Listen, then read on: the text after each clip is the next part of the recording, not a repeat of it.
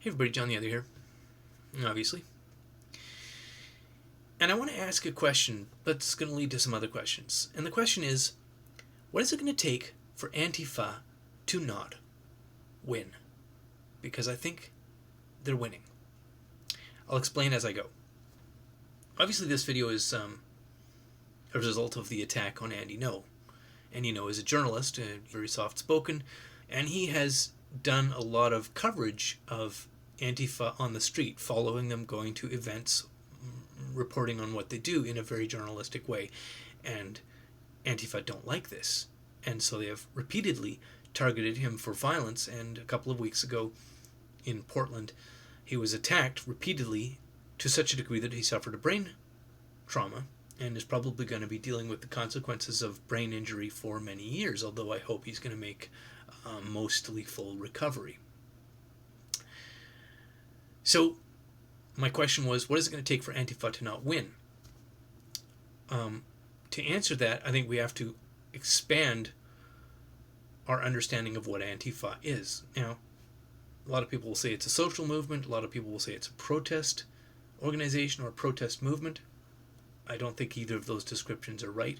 Some people say Antifa is a violent criminal organization. I'm not sure if organization is precisely right.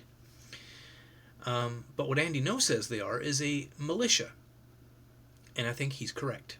Now, they're not the kind of a militia that, goes up in the mountains and fires semi-automatic rifles at paper targets and then comes down to the city and scares soccer moms when they go get donuts and coffee at the 7-Eleven with their rifles slung. No, they're a militia engaging in war fighting in North American cities, in Canada and the United States, and I presume in Europe as well.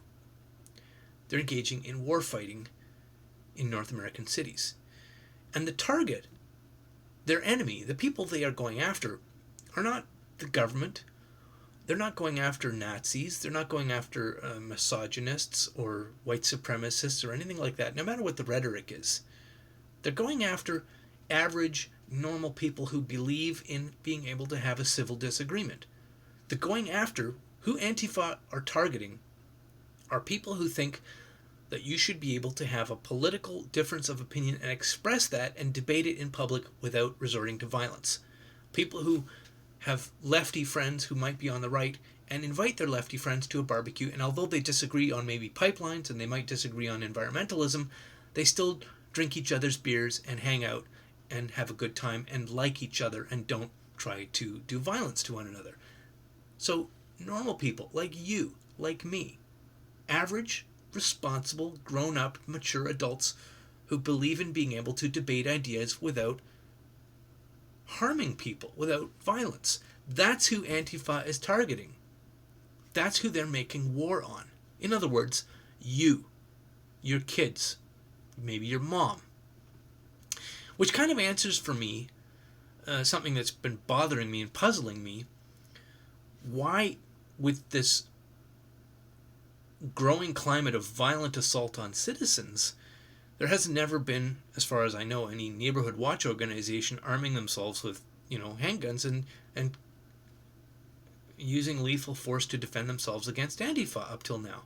Because the people that Antifa are targeting are not people who are going to arm themselves and use lethal force. The people being targeted are average, responsible, normal, well-adjusted adults for whom the idea of shooting another person is an abhorrent idea. And the other thing is that Antifa is not a foreign army. Although I've said they're a militia, they are. They're actually your neighbor's kids. They're your neighbors. They're your co-workers who have been turned from normal people into deranged individuals who think that a difference of political opinion is exactly the same as and should be responded to with extreme physical violence. Which is why arresting large numbers of Antifa protesters, although I would say combatants is a better word, and putting them in jail for long periods of time, like giving them lengthy, multi-decade jail terms, although is probably a good step, is not going to stop Antifa. Because Antifa are being created by certain social institutions that we're all very familiar with. Your kid, who might be 19 or 20 or 21 years old, going to college, if they're in the wrong faculty, they might emerge from that college indoctrinated into the idea that a slight difference in political opinion is justifies the use of extreme physical violence against somebody who doesn't exactly conform to their own political viewpoint, which is fundamentally totalitarian communist viewpoint. So for Antifa to not win, it's not enough to just jail the street combatants of Antifa. We must recognize that they are our kids, our neighbors' kids, and our co-workers being indoctrinated by organizations and institutions using our taxes to create those soldiers. And until we recognize that, Antifa is going to continue to win. And by win, what I mean is terrify, intimidate the grown adult. Keep you, the reasonable person, afraid to speak.